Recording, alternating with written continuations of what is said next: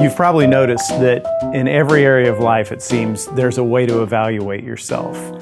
So if you're a student, you get grades. If you're an athlete, there's a score to the game you're playing. If you're a musician, you can listen to the recording of the song you played or the concert you were in, and you can see how you did.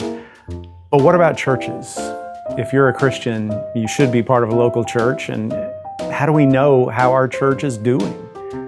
A lot of people think you can measure it by how many people are there, how large the church is, but historically speaking, there have been some really awful people who gathered huge crowds saying some truly terrible things. So just the size of your crowd doesn't mean you're doing the right thing.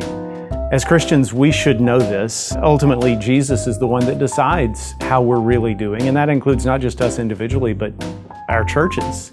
He's the one who has the final word on how our church is doing. And that's why I'm starting a series called Urgency, and it's about the 7 churches of Revelation.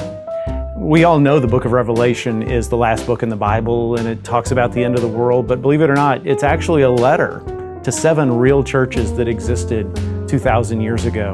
And in chapters 2 and 3 of the book, we often just glide right through those, he has specific things to say to each one of those 7 churches. Imagine Jesus wrote us a letter in our church, First Baptist Church, and said, here's what I think of how you're doing. And that's what that would have been like 2,000 years ago.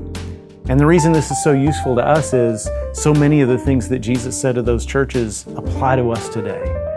We're starting this series, Urgency, because we want to take it very seriously what Jesus has said to those churches and how that applies to our church. We want to take seriously the expectations Christ has for us as a body of believers.